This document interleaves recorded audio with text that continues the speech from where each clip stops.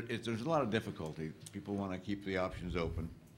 But if there's a national consensus, then I think that's the best hope.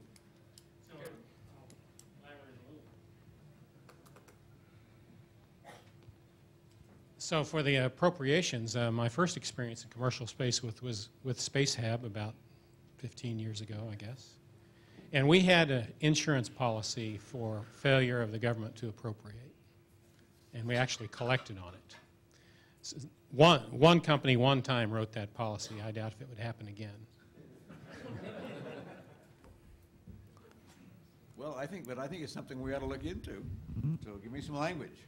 Well, I think if I could just build on what Jeff was saying, you know, the Anti-Deficiency Act, obviously, like Jeff was saying, you can't, one Congress can't, you know, commit a future Congress in spending, but that's something that's unique about COTS is these service-based contracts with their milestone structure agreements is a way to move forward. So I think it's NASA's to be commended with the innovation that they've shown in that area.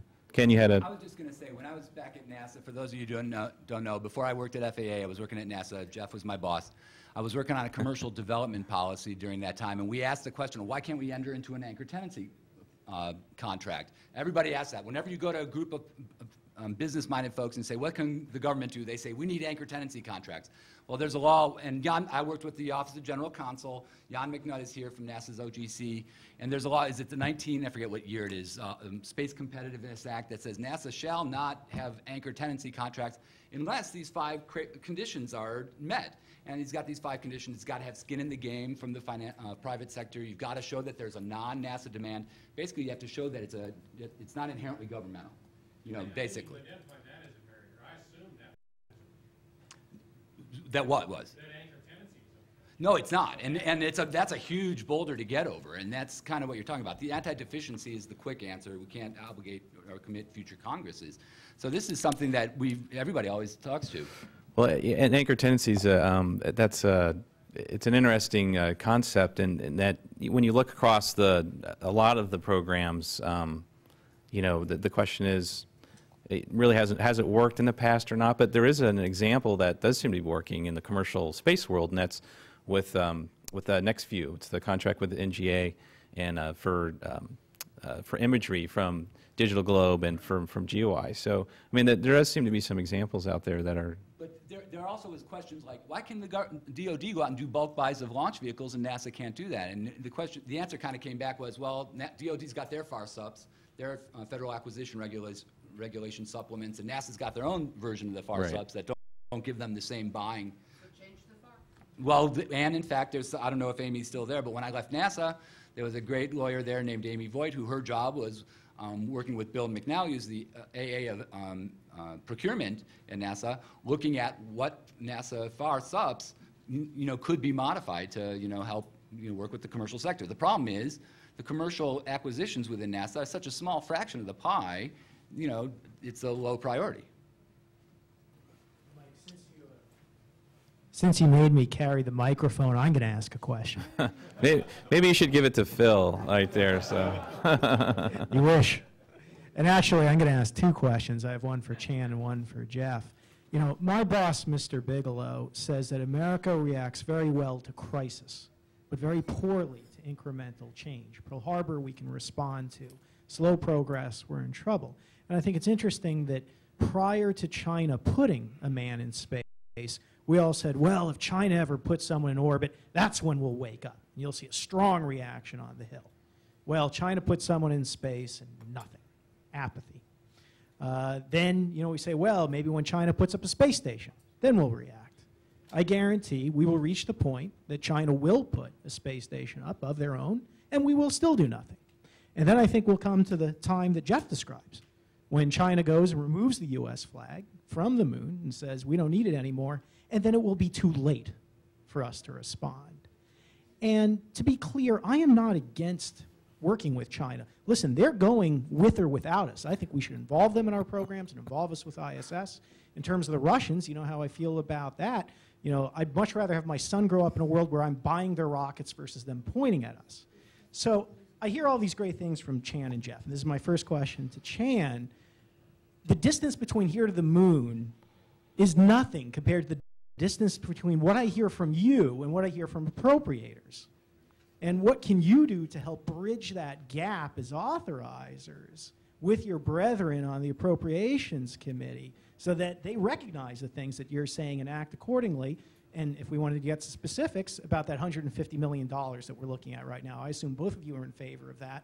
For COTS, what can you do to convince the appropriators?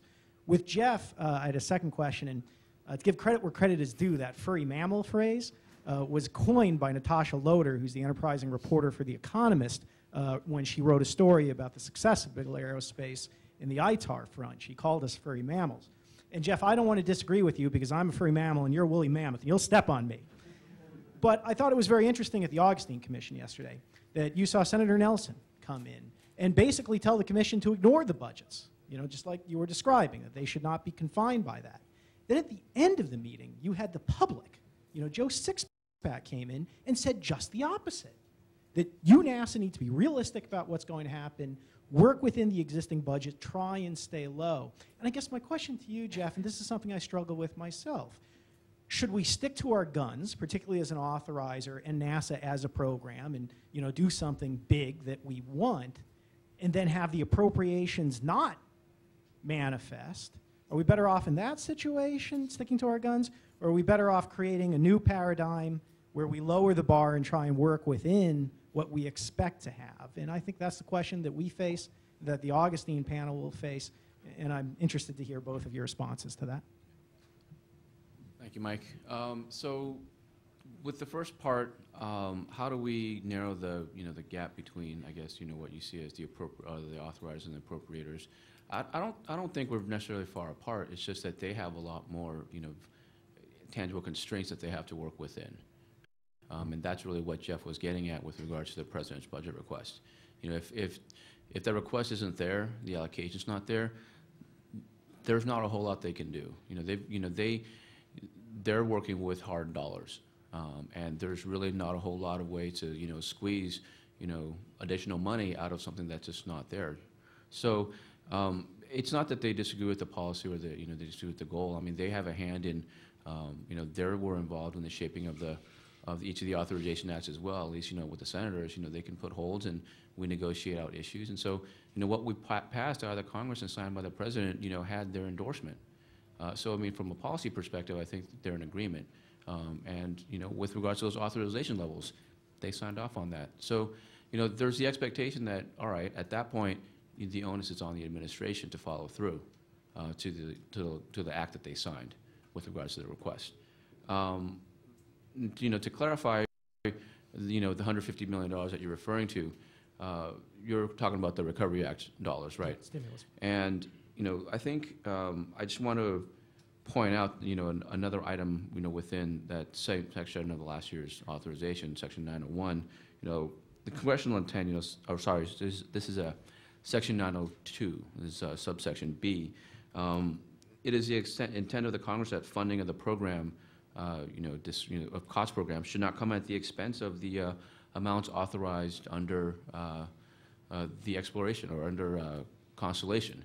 So, we try to communicate very clearly that they're two separate, investments. And I think from the Recovery Act perspective, the $400 million was designed, to go towards exploration, and the money for COTS was going to come out of, somewhere else. I mean, we didn't envision, Recovery Act funds when we passed the Authorization Act. That needs to come kind of, out of new request. Jeff. Yeah, I've seen that dichotomy in terms of viewpoints from Joe Sixpack, but remember, Joe Sixpack believes that NASA's budget is at least $125 billion a year or more. Joe Sixpack doesn't understand that we're, less than 0.5% of the national budget. My 20-year-old son the other day, I took him down to see the launch last weekend. It didn't go, but we did take a tour of the Kennedy Space Center, and he was very impressed. And he said the other night, man, I can see why people would think, though, we ought to spend money somewhere else because all this stuff's so expensive. I mean, this is my own flesh and blood, I'm gonna do a genetic test here and make sure he's really mine.